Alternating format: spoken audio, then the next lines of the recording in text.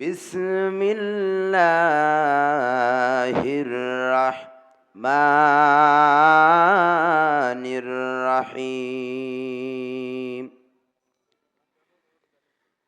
আলম ইয়াজিদকা ইয়াতীমান ফাআওয়া। আল্লাহ পাক বলেন, হে নবী, আপনাকে আমি কি ইতিম অবস্থায় পাইনি? আমি আপনাকে ইতিম অবস্থায় পেয়েছি। জোরে বলুন সুবহানাল্লাহ। আল্লাহ পাক পরে বলেন, ওয়াজাদাকা দাল্লান ফাহাদা।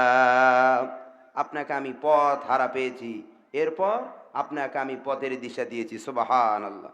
এরপর আল্লাহ পাক বলেন, ওয়াজাদাকা আইলান ফাআগনা।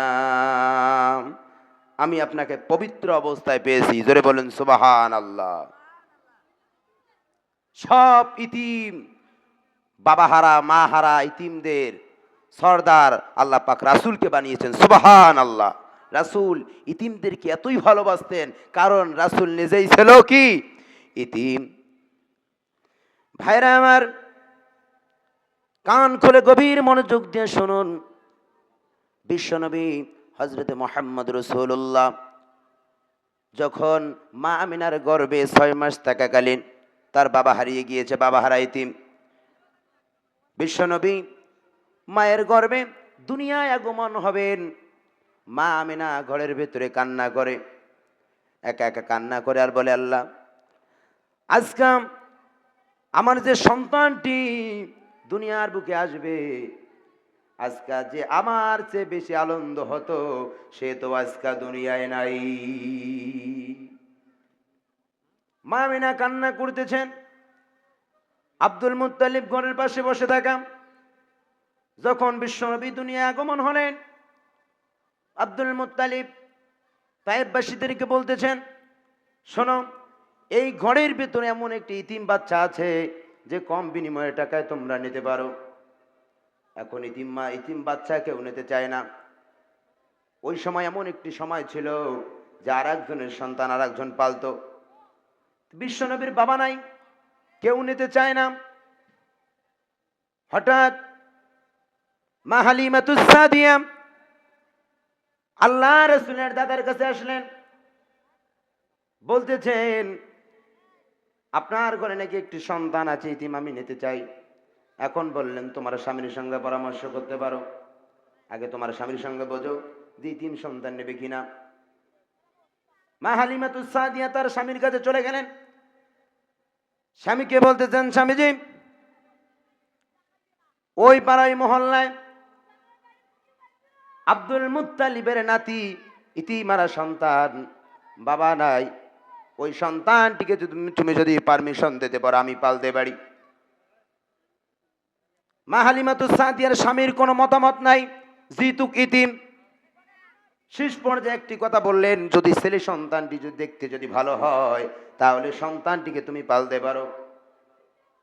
মা হালিমাতুস সাদিয়া বললেন, আমি যখন মুহাম্মাদের বাসায় ঘরে যখন প্রবেশ করলাম, এমন একটি নূর চমকালো, আর যখন মুহাম্মাদকে নিজের কোলে তুলে নিলাম, আমার মনে হয় পূর্ণিমার চাঁদ আমার কোলে ধরা দিয়েছে। জোরে বলুন সুবহানাল্লাহ। বিশ্বনবী জনাবে কারীম হযরত মুহাম্মদ রাসূলুল্লাহ সাল্লাল্লাহু আলাইহি ওয়াসাল্লাম বিশ্বনবী মা হালিমার কাছে 6 বছর থাকার পর যখন মা আমিনার কাছে চলে আসলেন, আমিনার কাছে এসে পাহাড়ি অঞ্চলে বিশ্বনবী খেলা খেলতে যান বাচ্চাদের সঙ্গে। প্রতিদিন রাসূল খেলা খেলতে যান, সন্ধ্যার আগে ফিরে আসে। হঠাৎ কেন জানি সন্ধ্যার আগে একদিন ফেরে নাই। মা আমিনা চিন্তনে গেলেন যে এখনো মুহাম্মদ সন্ধ্যার আগে বাসা ফিরে আসে, এখনো কেন বাসায় ফেরলো না। বিশ্বনবীকে খোঁজ নিতে আমিনা বের হলেন। খোঁজ নিতে নিতে যে দেখেন পাহাড়ের ওপরে যে মাঠে খেলা হয়, মাঠে কান্না করতেছে। মা আমিনা আল্লাহ রাসূলের পাশে যে দাঁড়ালেন, বাবা, তুমি কেন কান্না করো একা একা বসে?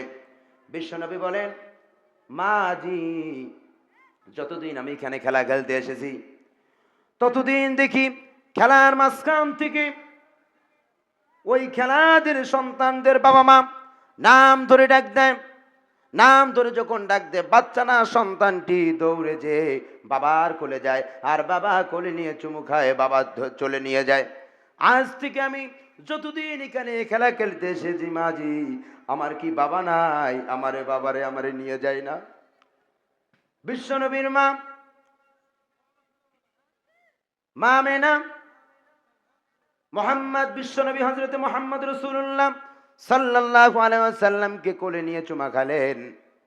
ভাইরা আমার, রাসূল নিজেও ছিল ইতিম, আর ইতিমদেরকে সবচেয়ে বেশি ভালোবাসতো। জোরে বলেন সুবহানাল্লাহ।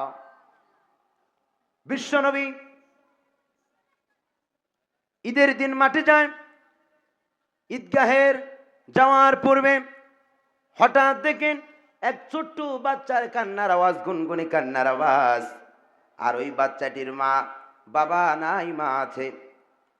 মাকে বললেন, মাজি, আমার দুঃখ বেদনা, ঈদের দিন সবার বাবা মা, বাবা নতুন জামা কাপড় সন্তানকে পরায়া আঙ্গুল ধরে ধরে ঈদগাহে নামাজ পড়তে যায়। আমার কি বাবা নাই? আমি কি যেতে পারি না? মা দুঃখের কথা কারে বলবো? মাজি বললেন, বাবারে, আজকা কেবল তোমার মাত্র দুঃখের কথা কেউ বুঝবে না, একজন বুঝতে পারবে, তিনি হলেন মুহাম্মদ রাসূলুল্লাহ। এই সন্তানটি যে মা যে রাস্তার দিকে দেখা দিয়েছে, ওই রাস্তার মোড়ে দাঁড়ালে মুহাম্মাদের দেখা বাবা।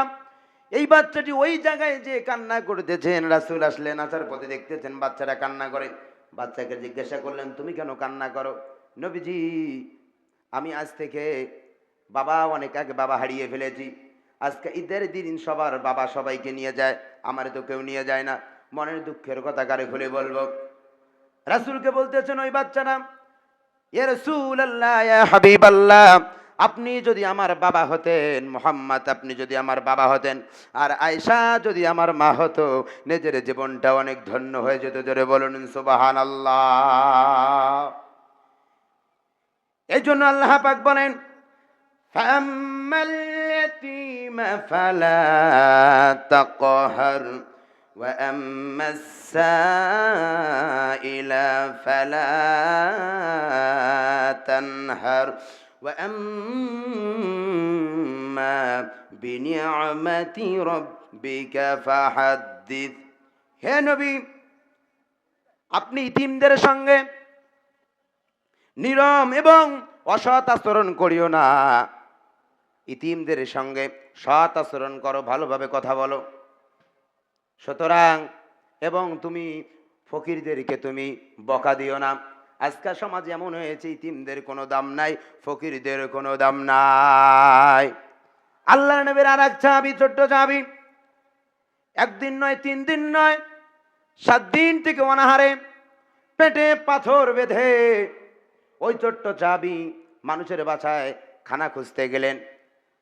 1 জন নয়, 2 জন নয়, 3 জনের বাসায় গেলেন, তারাইয়া দিল। শেষ পর্যায়ে 3 জনের 3 নাম্বার বাড়িতে গেলেন। ও নিজেই দিল না, একটা পথ দেখে দিল যে কিছু দূরে গিয়ে যে দেখবা বিশাল বড় একটা অনুষ্ঠান আয়োজন হতেছে, ওই জায়গায় পরে গেলে তোমাকে হয়তো কিছু দিতে পারে। এই কিছু দূর ওই ছোট্ট চাবি ওই লোককে জিজ্ঞাসা করলেন, ভাই অনুষ্ঠানটা কার? এই সমাজের বাচ্চা, জায়গার বাচ্চা, আবু জেহেলের অনুষ্ঠান, বড় বড় এমপি মন্ত্রী আসবে।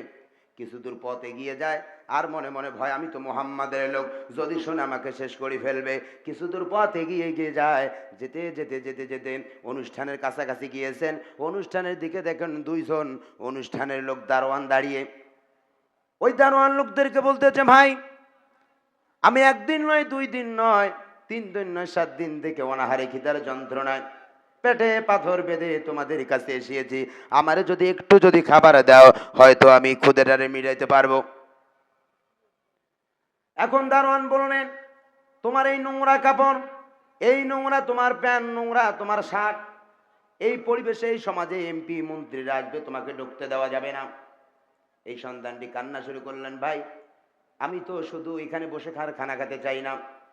এরা যখন এমপি মন্ত্রীরা খানা খাওয়ার পর যেগুলো বাঁচবে, ওখান থেকে যে আমার একটা মুঠ দাও, আমি ওগুলো খেয়ে খিদা মিটে যেতে পারবো। তখন লোকদের দয়াময় হলো, লোকরা অনুষ্ঠানের ভিতরে তাকে জায়গা দিল। এখন বলেন তো, এই বড় অনুষ্ঠানে যদি খানা দানা আপনারা অনুষ্ঠান করেন, যদি খানা দানার ভেতরে পরিচালনা করা লোক থাকে না নাই? আছে না? আবু জেহেল পরিচালনা করতেছে। আবু জেহেল পরিচালনা করতে করতে শেষ পর্যায়ে দেখে কিছু কিছু সিট খালি, বইসে না কেউ। কর্নারে দেখে ওই ছোট্ট বাচ্চা বসে থাকা। আবু জেহেল রেগ হয়ে গেলেন, ওই দারোয়ান দুইজনকে বকাবকি শুরু করলেন, আর ওই ছোট্ট বাচ্চাটার কান চিমটি ধরে ওই অনুষ্ঠান থেকে বের করে দিলেন। এত বড় তোমার সাহস, তুমি এই জায়গায় ঢুকছো, আর কোনোদিন আসবা না। ছোট্ট সাহাবী বললেন, ভাই আমি খিদার যন্ত্রণায় তোমাদের কাছে এসেছি, যদি আমার একটু খাবার দাও আমি খিদাটারে মিটাবো। আবু জেহেলের কোনো দয়াময় হলো না। এই জন্য ভাইরা আমার, গভীর মনোযোগ দিয়ে শুনুন, যারা ইতিমকে তাড়ায়া দেয়, আল্লাহ পাক বলেন যারা ইতিমদেরকে দেখতে পারে না, কারণ রাসূল সাল্লাল্লাহু আলাইহি ওয়াসাল্লাম ইতিমদের সরদার। যারা বলেন না সুবহানাল্লাহ। ফাযালিকাল্লাযী ইয়াদউল ইয়াতীম, জোরে বলেন আল্লাহু আকবার। যারা ইতিমদেরকে জলমের ঠকান ঠকায়, আমাদের সমাজে আছে না নাই? যদি ভাই মারা যায়, ভাতিজারে জীবনের জলমের ঠগান ঠগায়, সমাজে আছে না নাই? বড় ভাই অনেক টাকা পয়সা, শিক্ষিত, ছোট ভাই মূর্খ, কিভাবে জমি সম্পদ লেখে, বাবা হারা সন্তান ইতিম, ওই সন্তানকে কিভাবে ঠগায়, কথা বলে না? এরকম সমাজ আছে না নাই? আমাদের সমাজ এমন হয়ে গিয়েছে, কোটি কোটি টাকার উপরে শুয়ে থাকে, পাশের বাড়ির গরিবরা না খেয়ে মরে, তাদের কোনো খোঁজ খবর নেয় না। এরকম সমাজে আছে না নাই? বিশ্বনবীর সাহাবী হযরত ওমর রাদিয়াল্লাহু তাআলা আনহু দিনের বেলা অফিস আদালতের কাজ করতেন, রাতের বেলা গরিব দুঃখীদের খোঁজ নিতেন, কে খায়নি কে খাইছে এগুলো খোঁজ নিতে বের হতেন। হঠাৎ বের হতে কিছু দূর আগিয়ে যে দেখেন 7টা গুহা জায়গা যায়, একটা গুহার ভেতর থেকে কান্নার আওয়াজ আসে। ওমর তো রেগে পড়লেন, এত গভীর রাতে কেন কান্নার আওয়াজ?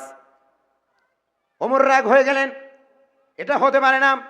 আমি ওমর আল্লাহ নবীর সাহাবী, এই সমাজে দায়িত্ব থাকাকালীন কোন মানুষ রাতের গভীরে কান্না করবে আর আমি খোঁজ দেব না, এটা হতে পারে না। ওমর রাদিয়াল্লাহু তাআলা আনহু রেগে গেলেন। কিছু দূর পথে গিয়ে গুহাতে গেলেন, গুহার দিকে ঢুকলেন, দেখতেছেন বাচ্চারা কান্না করতেছে। এক মহিলা, ওই বাচ্চাদের মা, দেখতেছেন এক হাড়ির ভেতরে একটা পাথর নিয়ে লারকা দিয়ে লারকিতেছে। ওই মহিলাকে জিজ্ঞাসা করলেন, মহিলা এত রাতে বাচ্চারা কেন কান্না করে? মহিলা বললেন, আমি তো তোমাকে চিনি না, জানি না, এ জাহানের বাদশাহ ওমর। ওমরের কাছে একদিন নয়, 2 দিন নয়, 3 দিন গিয়েছিলাম। ওমরের কাছে কিছু আনতে গিয়ে নিয়ে গিয়েছিলাম, ওমর আমারে দেয়নি। বাচ্চাদের একদিন নয়, 2 দিন নয়, 3 দিন থেকে খিদার যন্ত্রণায় কান্না করে। বাচ্চাদেরকে বুঝাই, তোমরা কান্না করিও না। বাচ্চারা মনে করতেছে মা পাক চড়াচ্ছে, পাক হলে আমরা পরে খাবো। আমি বাচ্চাদেরকে বুঝাই, তোমরা একটু অপেক্ষা মন করো, কারণ একটু আমি গোস্ত পাক করতেছি, গোস্ত রান্না করতেছি, গোস্ত রান্না হলেই পরে তোমাদের খানা দিয়ে দেব। ওমর আর দেরি করলেন না, ওমর রওনা দিলেন বাসার দিকে। তার অফিসে আটা গম চাউল সব কিছু বস্তাতে ভর করে ভরে ওমর মহিলার বাসায় নিজে মাথায় নিয়ে ওমর বাসায় আসলেন। এসে মহিলার সঙ্গে এগুলো কাজ করা একটু হেল্প করলেন, তরকারি পাক, ভাত পাক করা। ওমর যখন পাক হয়ে গেল, ওমর নিজ হাতে প্লেটে ভাত তরকারি মাখায়া বাচ্চাদের মুখে দেয়, আর বাচ্চাদের মুখে থেকে সুন্দর মিষ্টি মুচকি হাসি পায়। জাহানের বাচ্চার খলিফার কি হালত দেখেন। হযরত ওমর রাদিয়াল্লাহু তাআলা আনহু মহিলাকে গভীর রাতে আর নিজের পরিচয় দিলেন না। হযরত ওমর রাদিয়াল্লাহু তাআলা মহিলাকে বললেন, মহিলা মা শোনো, তুমি একদিন নয়, 2 দিন নয়, 3 দিন যার কাছে গিয়েছিলাম, তুমি ওই জায়গায় আগামীকাল যাবা, যে দেখবা আমি ওখানে আছি। এই মহিলা এর পরের দিন ওই জায়গায় গিয়েছে, যে দেখেন ওকে যে যার নামে ওমরের নামে অভিযোগ দিয়েছে, একদিন নয়, 3 দিন নয়, 3 দিন গিয়েছিলাম, আমার কিছু দেয়নি, যে দেখেন ওই সেই ওমর। মহিলা কান্না করতেছেন, আশ্চর্য বিষয় হতে পারে না। মহিলা কান্না করতেছেন আর বলতেছেন, ওমর আপনি ওমর ভাই, আমি জানি না, আমারে মাফ করে দিও, কারণ আমি যার নামে অভিযোগ দিয়েছি সে তো হলেন আপনি। আর জীবনে ভুল করব না। হযরত ওমর রাদিয়াল্লাহু তাআলা বলেন, মা তোমার কোনো ভুল হয় নাই, ভুল আমার হয়েছে। আজকে যদি খিদার যন্ত্রণায় যদি কিছু হয়ে যেত, আল্লাহর কাছে আমাকে কিয়ামতের ময়দানে আসামি হতে হতো। ঠিক কিনা? সমাজ আজকে নাই, গরিব মানুষরা ইতিম রাস্তা পথে ঘুরে বেড়ায়, সিগারেট খায়, ইয়াবা খায়, গাঁজা খায়, মদ খায়। দায়িত্ব হলো আপনাদের। ইতিম মানুষ খানা খেতে পারে না, তার খোঁজ খবর নেয় না, মাজার শরীফে তারা দান করে। ঠিক কিনা? একজন জীবিত মানুষের খোঁজ না নিতে তারা পারে না, একজন মরা মাজার মানুষকে তারা দান সদকা করে। কথা বলেন ঠিক কিনা?